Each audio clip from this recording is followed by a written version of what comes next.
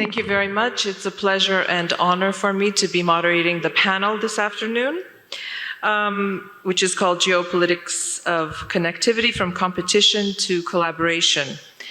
We've talked a lot this morning about global fragmentation and geopolitical divisions. And as they deepen globally, the need for robust, sustainable, and efficient connectivity routes has never been more critical. In response, countries across the world are realigning their economic strategies, seeking new ways to strengthen supply chains and foster collaboration amid rising tensions. And now, for those of us living in the South Caucasus, we understand that very well, very intimately. And the regions at the crossroads of Asia, Eurasia, and Europe are now at the forefront of this shift, and this includes the Gulf, the Mediterranean, and the South Caucasus. I'm going to be starting the conversation today with Ruben Rubinian. You are not only the Vice President of the National Assembly, but you are also Armenia's Special Envoy to normalization of Armenia-Turkey relations. So you understand the difficulty of negotiating with a partner with whom you have historical, political, geopolitical grievances. How do countries navigate these divisions, these geopolitical divisions, to create a way to connect economies, spur investment and growth? And what would this actually look like from your own experience? Thanks for the invitation to this panel, and I want to welcome our honorable guests. I think the simple answer to your question is basically written in the name of this panel, which is from competition to collaboration. It's as simple as that, as it may seem, but of course, if we dig deeper, it becomes more difficult. With regards to Turkey, of course, there are historical grievances on the societal level, and at least I can speak on the Armenian part. Of course, we have the history, and we remember the history, and we will always remember this history. But there is, I feel, a misconception in the outside world regarding Armenia-Turkey relations that this historic burden is the reason that Turkey and Armenia don't have normal relations or diplomatic relations or an open border. In reality, at least on the part of the Armenian government, the current Armenian government, all the governments before, since Armenia got its independence in 1991, history hasn't been part of our strategy when it comes to normalizing relations with Turkey. We have always been ready to have normalized relations with Turkey, an open border, diplomatic relations, and we still are ready for that. And if there is a political will from our Turkish neighbors, we can have a fully normalized relation tomorrow. When it comes to communications, it's not a secret that the South Caucasus is notorious for having closed borders, and it's true for Armenia, but not only. It's true for Azerbaijan as well, it's true for Georgia, it's true for Turkey, and so on. I think right now we have a historic chance to turn the South Caucasus from a geopolitical dead end into a crossroad of peace. And our position is that communications should not become hostages of geopolitical competition, but rather a means to change the negative dynamics and to build peace and cooperation. Thank you. Thank you. I will come back with a follow-up question. I'd like now to move on to Foreign Minister Siyajarto, if I pronounced that correctly. For some time, Armenia's and Hungary's relationship was somewhat difficult for reasons that we all know. These tensions subsided approximately a year ago with the establishment of diplomatic relations between the two countries. Moving forward, from Hungary's perspective, how can, for example, since Mr. Rubinian talked about Crossroads of Peace, how can an initiative like the Crossroads of Peace contribute to peace and economic development in the South Caucasus? Well, thank you so much for the invitation. For my friend Ararat, whom I'm gonna meet a little bit later, I'm very happy to be here on this panel and happy to be back to Yerevan. You know, I'm representing a country which is located in Central Europe. And we in Central Europe had been losers for a 40-year-long period of the Cold War, when the world was divided into blocks. And we are also neighbors of Ukraine, a country which has been in war for the third consecutive year now, and we are faced with all the challenges which is posed by a war in the neighborhood. So if there is a country on earth which understands the importance of the initiatives type of view which you have mentioned, which aims at connectivity and economic cooperation instead of being at war, then Hungary is among those countries for sure. Because what we see now in the world is really alarming and concerning. What we see is that all the political movements are pointing towards the world being divided into blocks again. And unfortunately, the European Union, the presidency of which is being fulfilled by Hungary, is somewhat contributing to that. I've been in this position for 10 years now, so I have participated in almost all foreign ministers' meetings of the last 10 years in the European Union. Whenever we have discussed a situation, for example, in the Caucasus region, whenever we discussed any war or any armed conflict in the world, the position of the Europeans was that that given war, that given armed conflict, including the one in the Caucasian region, must be resolved through dialogue, through discussion, through diplomacy around the negotiating table, and not by weapons. And I regret a lot that this approach is now kind of being left in the past. So Hungary, based on our own national interest, obviously, we are against the world being divided into blocks again, and we are in favor of connectivity, and we are in favor of creating circumstances for a civilized East-to-West cooperation. And in this regard, the initiative you have mentioned is something that must be put into consideration very thoroughly. What I understand is the following. Although there are politicians who are bringing forward this, let's say, Cold War agenda and aiming at the world being divided into blocks again, on the territory of on the level of real life, on the level of common sense, this East-to-West cooperation is tighter than ever before. And let me give you two examples finally coming from Hungary. First, Hungary became and I bring these examples from economy. That's why I say that in the normal life, East-to-West cooperation is still going on, and that gives us a hope, I think, that such initiatives you have mentioned, aiming at connectivity, aiming at economic cooperation instead of war and armed conflicts, could be successful. First, Hungary became a meeting point of the Eastern and Western investors of Europe. Because what happened?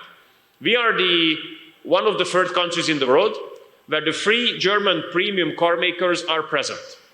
And we are the only country in the world where 5 of the top 10 Eastern battery manufacturers are present, among them the biggest Chinese.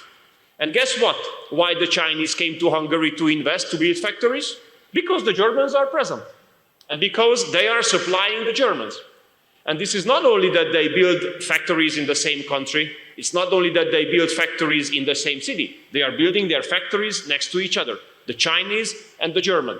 And if there's such a tight cooperation on the field of economy in such a strategically important industry like electric automobile industry, between Chinese and Germans, between Koreans and Germans, then I think that there's still a path towards a civilized East-to-West cooperation. Last example.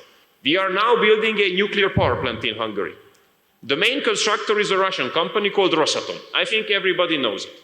We are criticized for that on a political level in Europe. But what happens? Rosatom is working together with major German, French, American, Austrian, and Swiss subcontractors in Hungary. So when I go to the site where the Russians are the main constructors building a nuclear power plant, I see German, French, Swiss, Austrian companies working on the ground, on the site. That shows to me that such political initiatives aiming at enforcing trans-regional east-to-west cooperation instead of wars can be successful because on the ground of real life, this is the reality, this is what is going on. So I think that the initiative is something that really deserves to be put into consideration thoroughly and discussed. I will ask a follow-up question immediately because it's related. Mr. Foreign Minister, you talked about your own experience in Hungary. And here in the South Caucasus, we oftentimes talk about the importance of economic cooperation and opening up transport routes. And Armenia has been speaking in the language of peace since the war that we experienced. Now, the country that Hungary considers its closest friend in the South Caucasus is engaging in counterproductive behavior. In your view, how can Budapest mitigate this unproductive behavior? Once again, I want to underline that we do believe that politics is a job based on experience. And the experience is that wars never conclude on the battlefield, they conclude around the negotiating table. Therefore, I think here in the Caucasian region, we could be instrumental, and I hope it's not an exaggeration. Why? Because we are in a position that we can talk to both parties of this conflict on both occasions based on mutual respect. We have just renewed the diplomatic connections with Armenia like 2 years back. What happened since then? We have broken the record of trade last year ever. We have launched the direct air connection between the two countries in July. We have been hosting altogether 1,000 children of displaced families in Hungary on summer vacation.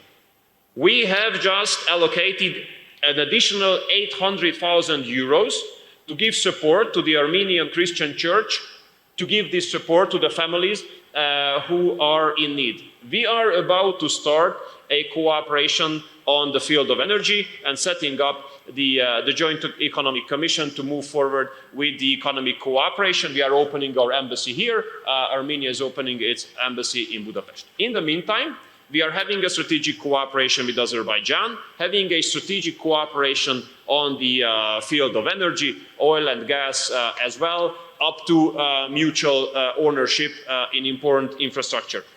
That puts us in a position that we can help the procedure to finalize the peace agreement between the two countries. In my last talks with both parties, it was an option that Budapest could also serve as a venue to sign the agreement of peace, signing an agreement about peace in a peace-loving capital of a peace-loving country, of peace-loving people. I think this is the instrumental help we can give there.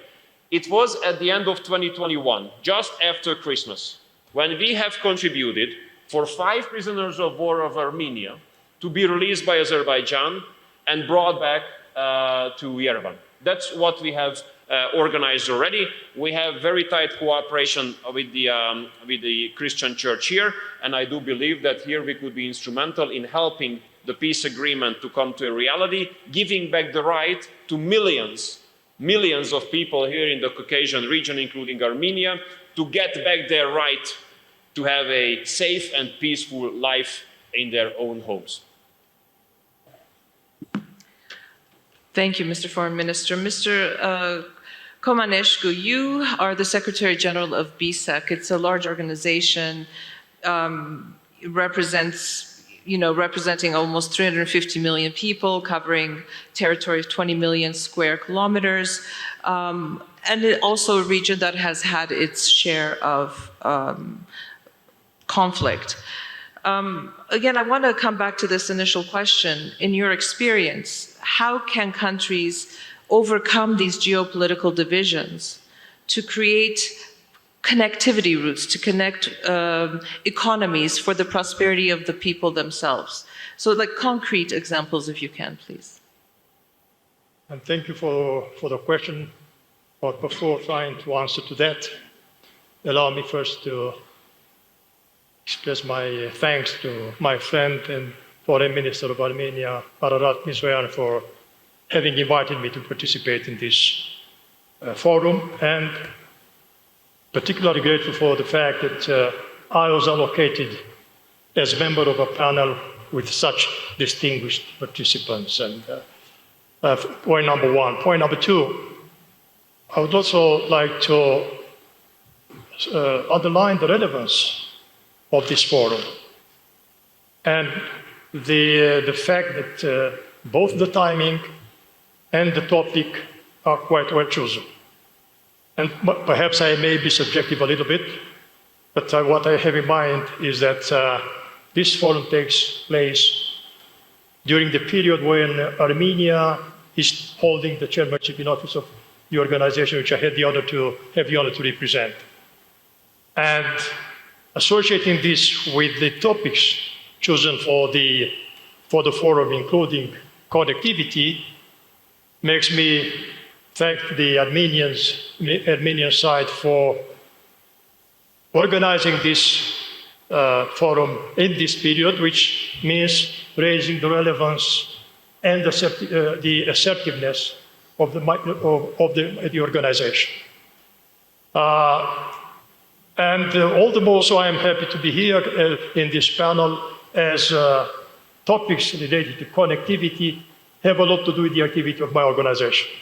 Be it connectivity in transport, be it connectivity in energy, be it connectivity, very important I would say, connectivity of minds, because it has a lot to do with understanding and making progress towards cooperation. So I feel that I could elaborate a little bit about what my organization is doing. But before that, getting inspired by the title of this panel, which is from Geopolitics of Connectivity, from cooperation to collaboration. That brings me to make, and I hope you'll allow me, 2 or 3 very brief remarks. I think that everybody agrees with the fact that competition has, through history, been an engine for growth when that was a fair competition. When competition is used as an instrument for domination of control, it doesn't work. And you have to say that if we look into the history of the Black Sea region, we've been witnessing situations when this region has been, let's say, area of competition. I'm afraid from time to time, even nowadays, we may see this type of things. On the contrary, this region is also an example, a good example, that when the competition was fair, mutual understanding prevailed, much has been done. And the fact itself that this organization has been there for 32 years speaks by itself in this respect. This is my first remark. Second remark, still related to globalization, competition, and cooperation. Okay, we have seen, especially since pandemics, also in the context of the war in Ukraine, we've seen a drive towards diminishing dependencies, getting independency, getting resilience, and so on and so on. I would say that that is a little bit contrary to the globalization. Globalization, we want it or not, of course, it changed a lot as framework. But globalization will continue to be there for good. We have to look to adapt to the new developments, including digitalization of society and so on. And if that's the case, we have to admit that interdependencies will continue and even will grow, of course, influenced by the new developments. This is why, in my opinion, when talking about resilience, instead of how to say, seeking autonomous resilience, we may perhaps look more to the necessity of building resilient interdependencies. And my third comment deriving therefrom is that, and now coming closer to the area of connectivity. We've seen in the recent past 10 years or so, series of initiatives aimed at providing for transport, connectivity, and so on. But some of them, at least, I see them having been developed not necessarily starting from the idea of mutual complementarity and mutual reinforcing, more or less a kind of a competition as well. But happily, we see now that there is a kind of a change in this respect. And I see that when it comes to, for example, initiatives or projects like the BRI, Middle Corridor, now people initially, if I well remember, I may be mistaken, but I hope not. But I do remember when talk was about the Middle Corridor, at a certain moment, there was a kind of reluctance from some countries, including from the European Union. Now I see that, and this is a very good development. I see an increased awareness about the fact how important it is to seek connectivity through complementarity, through mutual reinforcing. So these were the few comments which I wanted to make in this respect. And now, very briefly on BISEC. We've been trying to work to develop connectivity, to help developing connectivity in the region. Because if we talk about BRI, if we talk about Global Gateway, or India, Middle East, Europe corridor, or something like this, we will see that you cannot avoid the Black Sea region. And here comes the importance of the Black Sea region as a real bridge between Asia and Europe. And from this perspective, a series of significant projects have been launched here. I'm referring to, for example, to the Black Sea Highway Ring, or the motorways of the sea. Of course, advancement has not been that much on the physically speaking, but we have developed within this organization already, kind of, let's say, pre-feasibility development of these projects. And hopefully, when the atmosphere of peace and cooperation will come back in this region, this project may advance. Another aspect which we are looking at with particular attention is about how to develop connectivity and alternative routes of supply and transport, to keep in mind the importance of being environmentally friendly. And from this perspective, I would like to really welcome the fact that a very interesting project, and I hope will become a kind of a source of inspiration, has been developed by Azerbaijan, Georgia, Romania, and Hungary. I am referring to the green energy cable, which is being now projected and I hope will become a reality as soon as possible. One other aspect which I wanted to highlight is that the fact that it is extremely important when seeking alternatives for connectivity to pay particular attention to initiatives coming from the region itself, from the countries in this region. And here we've been listening in the morning to the Prime Minister of Armenia. I think that projects like the Crossroads of Peace and others coming from this region can contribute, and the Black Sea Economic Organization is there to help in promoting this type of projects. And finally, coming back to what I mentioned at the beginning, talking about connectivity, of course, physical connectivity, infrastructure, transport, energy, and so on, is quintessential. But equally important is connectivity of minds. And here this organization has been trying to bring, albeit a modest contribution. This is why we avail, although we are an organization for economic cooperation, we avail of a working group on culture, which is aimed exactly at developing human contacts and through their better understanding and through their increasing mutual confidence and prospects for cooperation and peace. That's what I wanted to say. Thank you very much. Thank you very much. Speaking about alternative routes of supply and connectivity, landlocked countries face unique challenges. In Armenia, we are not only a landlocked country, but 2 of our 4 borders are closed, and this presents extremely unique challenges.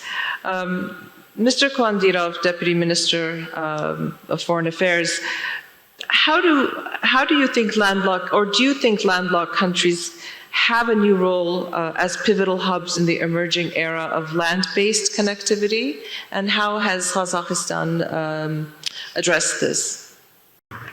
Yeah, thank you. Thank you, distinguished guests, distinguished participants. It is a pleasure to participate at such a relevant panel, and thank you for your question. You mentioned very correctly that we are in this region, we are all landlocked country, and especially Central Asia, so we should not just act just on ourselves, but to be a group, an integral group of trading partners, of investment partners, and not only partnering with the bordering countries, but also with countries who are a bit further away, like Armenia. And while developing the Caspian corridor, which is also the part, it also lies along the Belt and Road Initiative.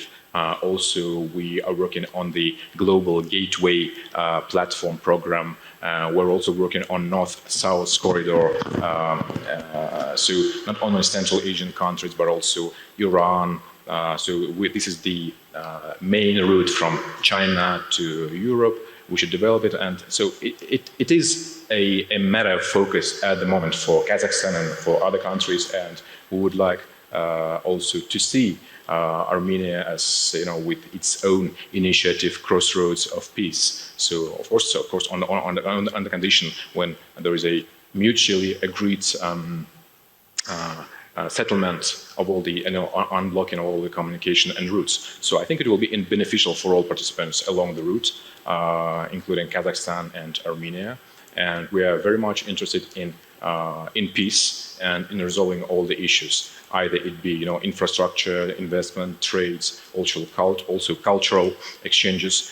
Just recently, a representative business delegation from Armenia visited Kazakhstan, visited actually the east of Kazakhstan, where the Horgoz Eastern Gate, so to say, special economic zone is situated. When the door opens from Chinese goods to Europe, and they expressed their interest in developing the infrastructure in the country, because it's also in the interests of Armenia. And Armenia is working, Armenian businessmen are working very actively currently, connecting Kazakhstan, Turkmenistan, Iran with its supplies to move goods. And so what I also wanted to mention is that, as Mr. Siarto mentioned, so Hungary is also putting its efforts to peace negotiations. Kazakhstan, on the initiation of our president, provided goods offices platform in Almaty for meeting of MFA leaders of Armenia and Azerbaijan. So we are looking very positively at peace negotiations, and since it will directly affect economy, social ties, infrastructure, trade, and just to mention that we in Kazakhstan have a big diaspora of Armenians who are also helping us develop these projects, and I hope that take into account into consideration these diasporal ties, the connections will be even stronger. Thank you. Thank you very much. I want to move now to Mr. Bertolotti. France and Armenia have very, very warm relations with one another, and I want to ask sort of the European perspective. from you. What role do you think the EU can play in concrete terms to make the Crossroads of Peace initiative a regional reality? Thank you very much for the question, and first of all, allow me to express also my appreciation to our Armenian and Indian co-hosts for putting together this event. And as you said, as a representative of a country that is a close friend to Armenia, I'm particularly pleased to be here and to be discussing an item that is so important for building peace in the South Caucasus. You know, there's sometimes the question whether connectivity is a condition, or let's say an enabler, or a result of peace. And in a way, it's probably a bit of both.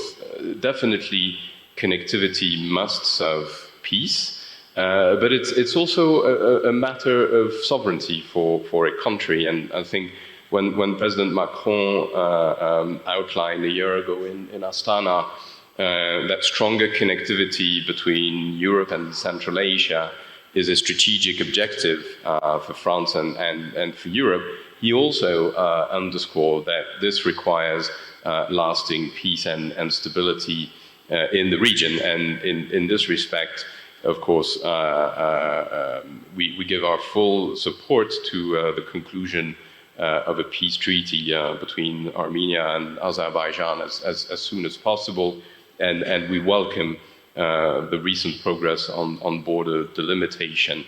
I think one of our messages in this respect is that connectivity should not be weaponized. What do I mean by that?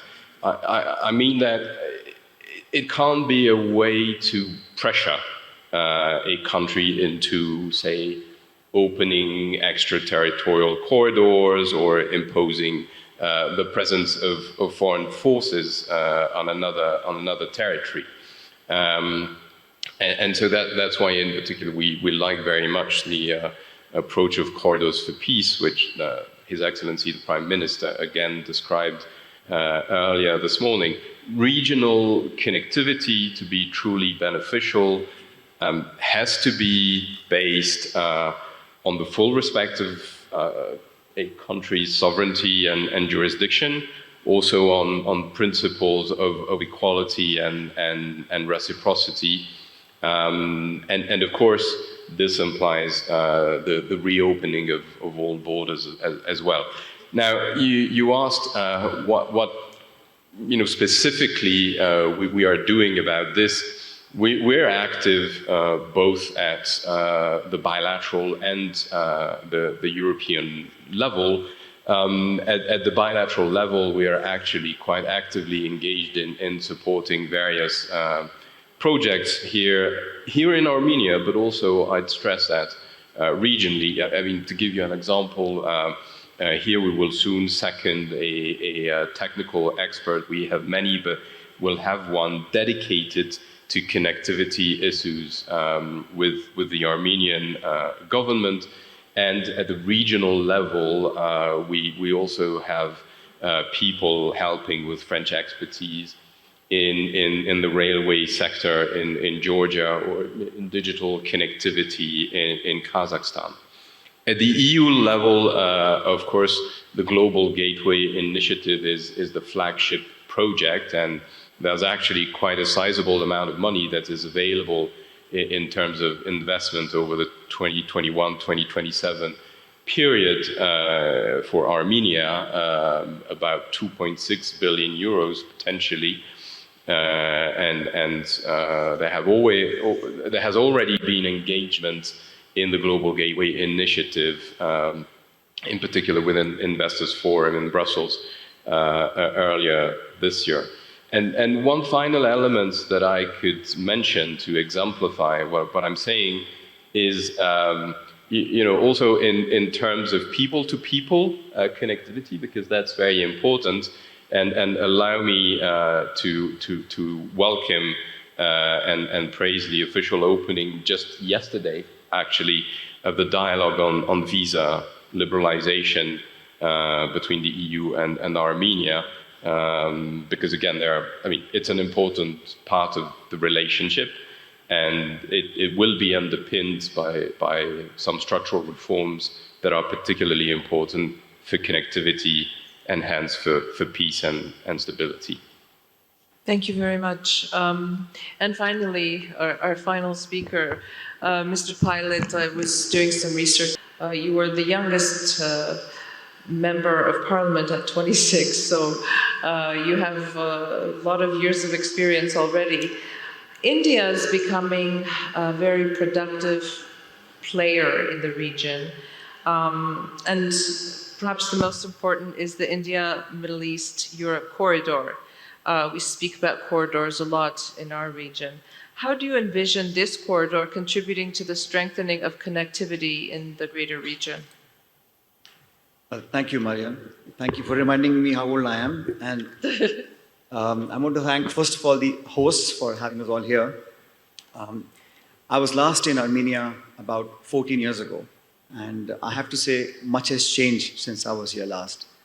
And the fact that this dialogue, being the first in its inception, has got so many of us here today, tells you two things. One, that the agenda of the dialogue is where everyone is bought into, and the place is hospitable, and people regard Yerevan and Armenia and the people of Armenia in very good light. And that's why all of us are here. I heard my fellow panelists give their views on the same issue. I just want to take a minute to sort of redefine what I think is important. We talk about connectivity, talked about competition in the session. Now, connectivity traditionally has meant trading routes, sea routes, air routes, rail, road networks. But now connectivity has a different meaning to it. Now it has to do with pipelines, gas, oil, and the new currency in the world, data. So underground sea cables, underwater cable, fiber optics, those are all part of the global connectivity. And I think it's important in every region to view this in a holistic fashion. The initiative that we're talking about is something that I personally welcome. I think it's a good initiative, but it must be done transparently. It must be done, like my friend from France has said, with respecting the sovereignty, the integrity of the host country. I think it's very important to have a buy-in from the host country when you talk about connecting regions or countries through continents. Coming from India, I think Marie was talking about the new G20 proposal of connecting Europe through Middle East to India. One has to think about how a country can de-risk its logistics. We've seen great turbulence in the recent past, what's happening with the war in Russia, Ukraine, with Israel, Palestine, with COVID that gutted almost everything that we know. It has changed the entire paradigm of how we think of connectivity and supply chain and what we must do to de-risk. India, for example, we import 83% of all our energy needs. Now, when you import from parts of the world that are not so stable, you have to think of alternative routes. And I think it's important for us to understand it's not just efficiencies and cost cutting when you talk about connectivity. It's also about giving countries like Armenia, which are landlocked, an equal opportunity to be able to unlock the potential they have because of their geographic location. We talk about clean energy, for example, how the world is now pushing for clean energy. For us, India, for example, for us to move from fossil-based energy to a clean energy, the transition requires many things, including batteries, for example. 70% of the cobalt in the world comes from Congo. Now, unless we have efficient routes and linkages to countries like Congo, I think the transition materials such as copper, lithium, nickel, cobalt, graphite, the entire market today is about $340 billion. By 2040, the market for these minerals will become $750 billion. Now, for all this to happen, we've got to have efficient linkages. The Crossroads of Peace, for example, I was watching the details of it when the Prime Minister was making his comments. It's something that will come to fruition at some point. My only advice, standing as an outsider observing this, is that It's better to seize the opportunity when it presents itself, as opposed to waiting for the ultimate outcome, which will come but much later on, and time will have passed. Nothing will bring back what has already happened. But for the future generations, it's better to forget the past, learn from those mistakes, and then act in a practical fashion, which is mutually beneficial for everybody. We were just mentioning before we started talking about how the trade routes can be much more realigned. For us in India, it's obviously better to have alternate routes. The Suez Canal cannot serve for all times to come. So we must have connectivity through this part of the world onwards to Europe. The neighborhood, of course, is something someone once said in the earlier panel, is that you don't choose our neighbors. But some of the countries in this part of the world were not neighbors. They were one country. So choices have to be made. It's best to learn to live with the choices they have been made for us. But I'm of the opinion that competition itself in this discussion has a very negative connotation. And that should not be. A healthy competition, a rules-based competition, a transparent competition is healthy for the economy and for global trade. I won't take names, but there are entities in the countries in the world that are forcing some nations to fall into what I call a debt trap.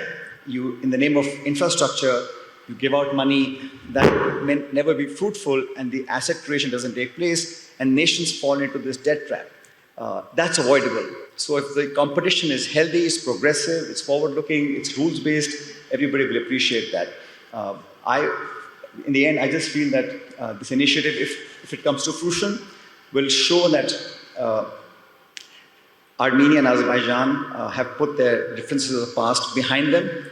It'll give Iran and Turkey an opportunity to show their diplomatic skills and how they can bring people together. It'll certainly give Russia a good opportunity to show that its allies and friends can work together. And it'll be beneficial for Europe to have a new trade route towards Asia and into India. Thank you very much. Mr. Rubinian, I'm going to come with a follow-up question for you because you spoke briefly, and then because our time is running out, I will ask just for final comments from the rest of the panelists.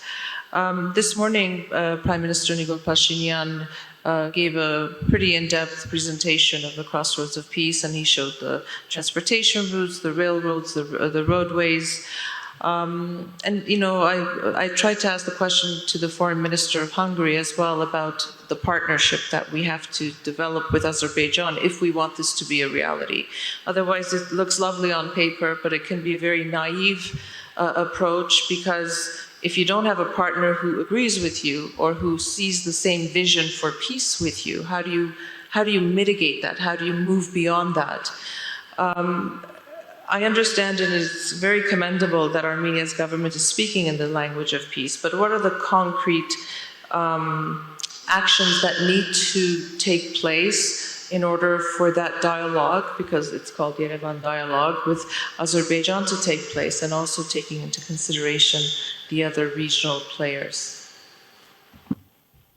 Thank you. First, I'd like to say a couple of words about the Crossroads of Peace project. It's a very simple concept, and it's based on basic principles of international law and on basic logic. We are ready to have unblocked communications, roads, railroads, cables, and everything else, you name it, based on the respect of sovereignty and territorial integrity of parties, in this case Armenia and Azerbaijan and all countries surrounding them, based on exercising jurisdiction of respective parties. I think it's very logical that a country would have the right to and would like to exercise its jurisdiction on its territory and have its territorial integrity respected, and based on the principles of equality and reciprocity. Again, it would be very logical that if a country uses the territory of the neighboring country to transport goods and people, the other party would expect the same rules and the same preferences for itself. And this is, I can't imagine anyone arguing against this, and there can be only one explanation for anyone to argue against these very basic, just and logical principles. The only case is when this person or his state is not interested in building architecture of peace, but is interested in building an architecture of conflict. And unfortunately, if we look at the positions of Azerbaijan, you can clearly see that they are directed at creating a new architecture of conflict, because you can even see that in the namings of, or the headlines of the projects. From our side, it's Crossroads of Peace. We want the Caucasus to be this big crossroad of peace. By the way, not only Armenia, we want the whole Caucasus to be a crossroads of peace, because without our neighbors it's impossible, and it's understandable. But unfortunately, from the Azerbaijani side, they have decided that they can name a road on a territory of Armenia, which is disrespectful and illogical. They have decided that they should put forward conditions on how transport routes should operate on the territory of Armenia, and their position is that if this doesn't happen, they will keep blockading Armenia. So you can see that all their positions are aimed at creating a new architecture of conflict at times where there is a truly historic opportunity to create an architecture of peace. And by the way, regarding security, Azerbaijan, as it is known, and those who support Azerbaijan voice about the necessity of third parties guaranteeing security over connectivity. But I think that's, again, illogical, because if we want peace, well, and at least Armenia does want peace, that means that the people should interact. That means that an Armenian passing through the territory of Azerbaijan should feel safe, and it's Azerbaijan's responsibility to guarantee the safety of the Armenian passing through the territory of Azerbaijan, and vice versa. The whole notion that an Azerbaijani passing through Armenia's territory shouldn't meet Armenians on its way is again in the logic of conflict, not in the logic of peace. Coming back to your question, what action is needed for peace to happen? Again, the answer is very, very simple. If the Azerbaijani leadership decides that they want peace, peace is possible literally tomorrow. Literally tomorrow. If they have or create political will to have peace, we will have open communications tomorrow based on the principles I just talked about. If they want peace, we can sign the peace treaty tomorrow, because as it has been talked about, Armenia has sent the last edition of the draft peace treaty to the Azerbaijani side, which includes all the paragraphs which have already been agreed, and those parts which have not been agreed on have been eliminated. But we think that these paragraphs which are agreed are already a sound basis for a peace treaty, and all the questions that have been left out can be discussed in the future. So political will needs to rise among the leadership of Azerbaijan, and peace is more than possible tomorrow. Thank you. Thank you. Just if I could ask 2 minutes each, please. I know it's very short, but unfortunately it's a large panel and we are already running out of time.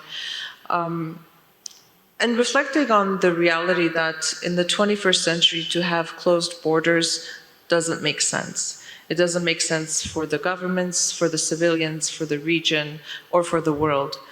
What steps can we take as a global community, having a global conversation, if you will, to make sure that those closed borders no longer exist? And aside from political will, yes, it's political will, but what is the role of world powers? What is the role of other countries in ensuring that we dismantle those closed borders? Thank you so much. I was born in a city which was then divided by global history, and the two sides of the city with the river Danube in between found themselves in two different countries, Hungary and Czechoslovakia, then Hungary and Slovakia. And since part of the family remained on the other side, I remember those long hours from my childhood, which we were lining up on a bridge under very severe weather circumstances, waiting for hours just to be allowed by the border guards of another country to enter the other country to visit relatives and family members. And those who have not done so cannot even imagine the significance and importance of friendly, peaceful cooperation, mutual respect in international politics, instead of constant stigmatization, lecturing, and educating each other. I think if we really want to come to a global system where the cooperation is being placed on the first point of the agenda, instead of wars and instead of conflicts, then we have to bring back international politics to the basis of mutual respect. Currently, mutual respect is missing from international politics. Whoever is speaking out of the mainstream is being immediately stigmatized, being either the spies of the Russians, either Putin or Trump or whatever. If there is not a willingness of the stakeholders of international politics to enter into negotiations with each other, if we are not ready to open our minds to understand the others, to listen to each other, then we will come to a stage where the concept of war will outnumber the concept of peaceful cooperation, and then we will find closed borders again. So maybe if we have to use two words, an expression, which is the way forward, then I would say mutual respect. About how to facilitate or to hopefully come to facilitating or eliminating these difficulties at border crossing. And here, if you allow me, I may come up with something which is closer to the economy and where the organization, the basic organization, has been trying to help. Well, it's a limited initiative and project which have been developing, but nevertheless, it speaks by itself. It's the so-called BISEC permit system, which allows for the transport of goods on tracks based upon uniformization of the documentation to facilitate the crossing the borders, eliminating long lines, long time spent there by the poor drivers, not to speak about their living conditions there. This is one example. And I think that that kind of projects could become, don't take me as lacking modesty or my organization, could become a kind of, let's say, source of inspiration. Similarly, we've developed the so-called trade facility strategy, which is closely linked to this, facilitating cross borders. And this project is practically finalized, and I do take the advantage of being here and, as I mentioned, being under the chairmanship in office of the the Republic of Armenia. We hope that during this chairmanship in office, this state facility strategy would be formally adopted by the member states of the BISEC. Thank you. We still have so many conflicts, territorial conflicts or trade wars, economic clashes, though we are living in the 21st century. And I think we should seriously think of how to get rid of these issues, either it be political or economic when I was doing my Master of Applied Economics in the United States, I was doing a research on how protectionism, trade protectionism, what kind of advantages or disadvantages it brings to countries who are conducting these protectionism measures or non-tariff barriers. So we saw that it's a prisoner's dilemma. Nobody wins. There might be some, some instant advantages for one or two countries, but in general, in the long run, there is no way there will be, an internal protectionism or there will be, only a win situation for that particular country. No win. So a win-win is when everybody's involved. And today, the topic of our meeting is Yerevan dialogue. I think everything should be done through the dialogue. This is the only way how to make a progress, because we are living in a different generation now with the new technology, digital technologies, and so I think every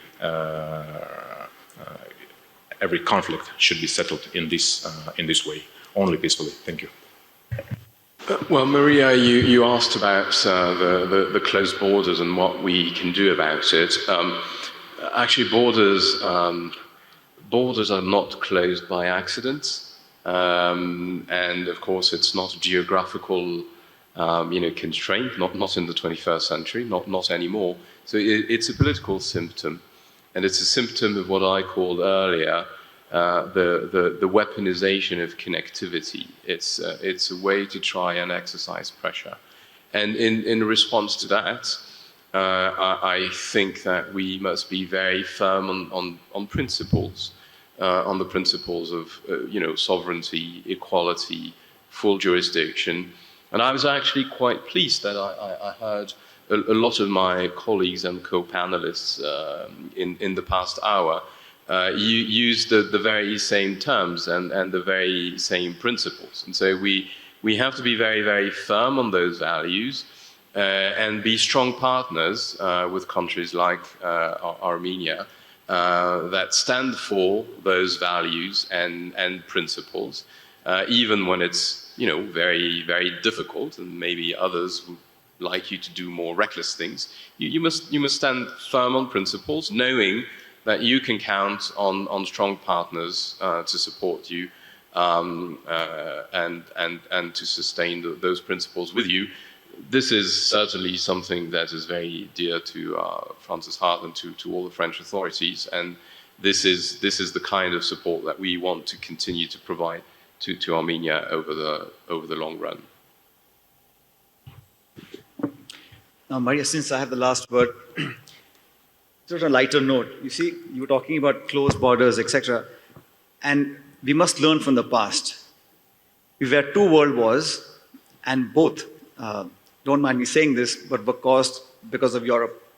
And today, Europe has a common currency, it has open borders, common visa, and they've moved on. So we in Asia, South Asia, or Caucasus must learn from what has happened. But whatever has to happen in this particular region, I think can only happen if every country feels it's in their self-interest to do it.